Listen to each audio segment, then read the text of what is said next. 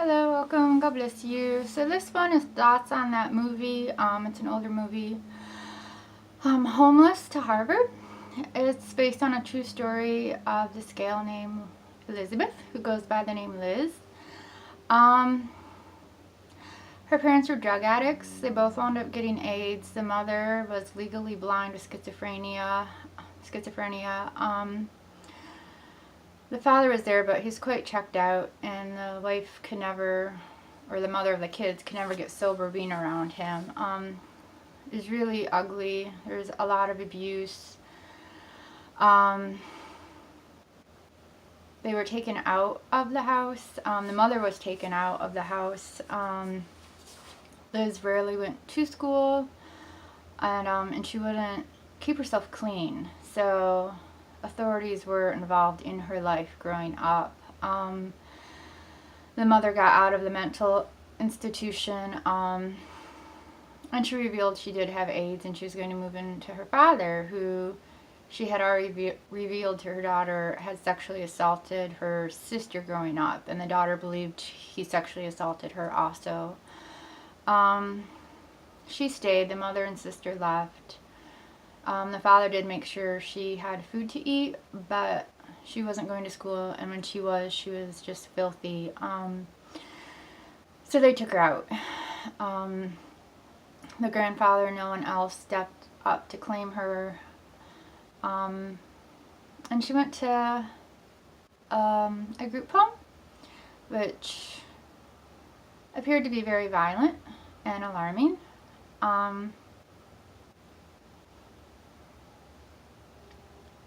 I've never heard anything good about foster care. I've known people who have gone through it. I have a few, from what I've read and from the people I know, it's just rarely an answer and rarely a good thing. Anywho, so her grandfather eventually comes forward, and she says it's more than 24 hours, more than 24 days. They didn't say exactly how long, but she was there for at least 3 weeks. So she moves in with her mother, her sister, and the grandfather, who is abusive. She starts going to school again. She becomes friends with this one gal, and who admits that her father is sexually abusing her. Her mom did leave the father, but the mother missed the father and was going back, even though she knew he was raping their daughter. Highly alarming. Sexualizing children is so very wrong. Rape is so very wrong at every age. It's just horrific. And to have it be done by trusted people, whether it's religious or family or a friend, it's just horrific. The only thing more horrific are the idiots who victimize the victims. Yet again. So she doesn't want to go with her mother. Liz says, "Stay here, my grandfather will hide you." Well, as she's telling her friend this, the grandfather comes home and gets physically rough with Liz and is just verbally very just nasty. So she decides to move out on the streets, and so does her friend. And they are on the streets for a time being. By the time she's 16, her mom dies. Her friend actually winds up leaving her best friend. She goes to a group home because she says being homeless is crazy. This is too much. So she goes to a group home. And, but this Liz, she stays on the streets, and she winds up wanting to go back to school, but not a traditional school. She's accepted into this public one, but it's very specialized. She has to be interviewed in an essay. She gets in to it, which ironically, she gets through the interview and the essay, and then the guy is like, "Now comes the easy part. We just need, an address and, your phone number and parent or legal guardian, their approval." And, her face just freezes. And that is just such an ongoing issue with homelessness. You wouldn't believe the issues of not having an address. She finds her father in a shelter, He is a bit reluctant, but he does come, and they do. They say they lie.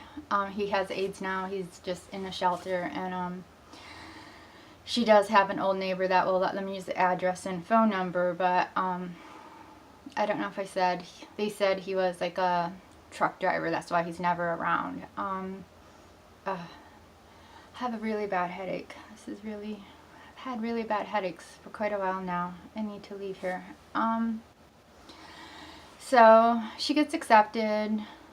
The people at the school like say what, like, because instead of like asking them to write down their information, they just verbally ask them, and he's not overly sure on the address, really doesn't know the phone number.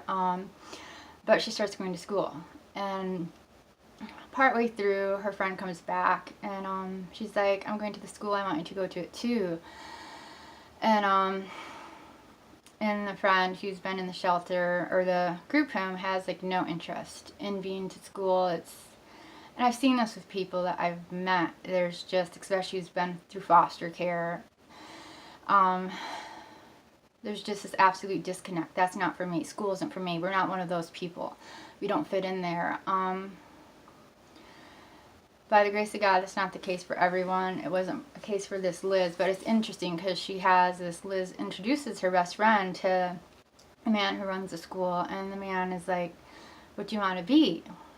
And she's very hostile. You can see that she's just hopeless, and she's like, I don't know, who cares? You know, I'll be, I'll be a trash man collector. I'll be a prostitute. Who cares?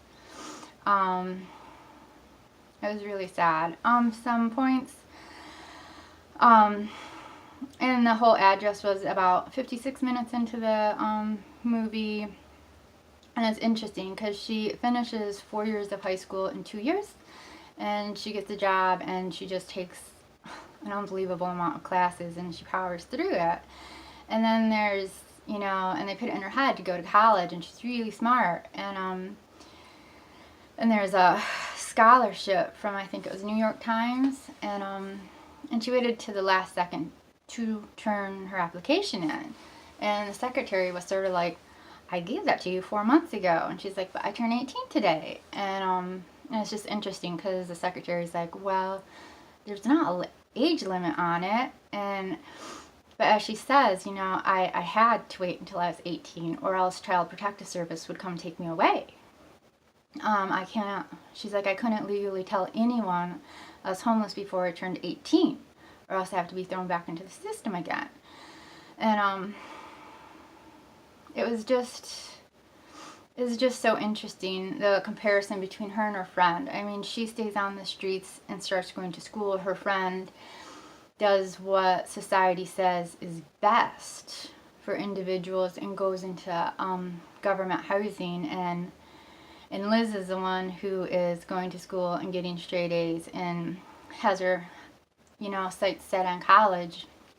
And it's her friend who does the status quo, and she gives up all hope to the point, it's just such a shame how many times people who are sexually abused just wind up getting into the sex industry and just spend a lifetime of being abused.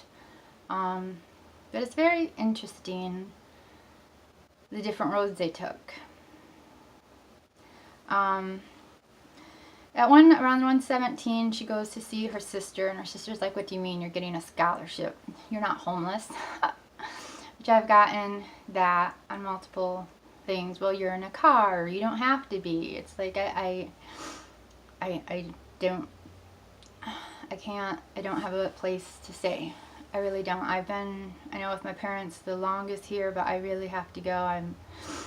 They've gotten better at getting some of the chemicals out of the house, but I can't have the windows wide open at the moment because it is after 40 degrees. You can't have the windows wide open, and the amount of migraines and headaches I'm getting is just off the chart. And it's really uncomfortable to have windows open when it's 30 and below.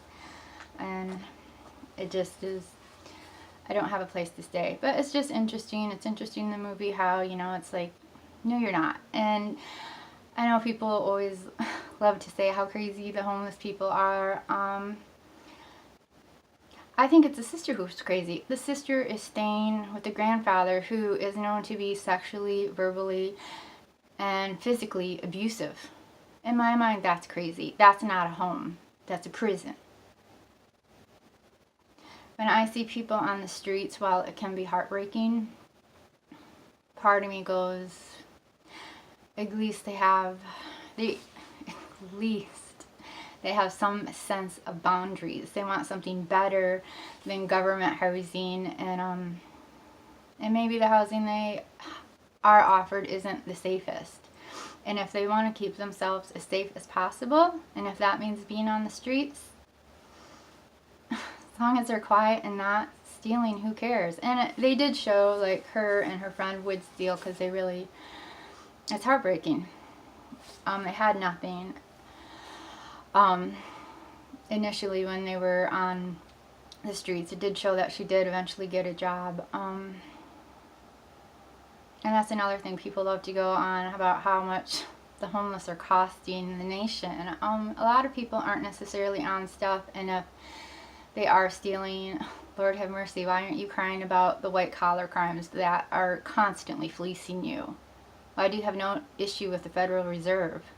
Why do you have no issue with these foreigners, and whether they're foreign domestic companies in foreign nations? I mean, how Hillary Clinton took tens of millions of dollars from nations that say we are the white devil. You really think she can be independent when she has that much money coming in from other people, especially from foreign interest? I just never ceases to amaze me how people can hoodwink people to just an unbelievable asinine amount, and you're okay with it, and another person who is just 1/1000%, you have a crisis over it. It makes no sense. And Lord have mercy, I mean, if you don't have issues with the illegals and the amount of money they're taking from us for housing and education and medicine, why the hell are you having issues with your own citizens? Anywho, so, and around 1:20, like right after she sees her sister, her best friend shows up again, and she's just yelling at her because she got, like, kicked out of the shelter. But she's like, Liz was like, you can't get kicked out, and she's like, well, they're transferring me to another one, which I guess was more violent. And it's just upsetting. And but she was really like, what is that, misery loves company, and she was just trying to get this Liz not to go on the interview, and, you know, you don't belong there, what are you thinking?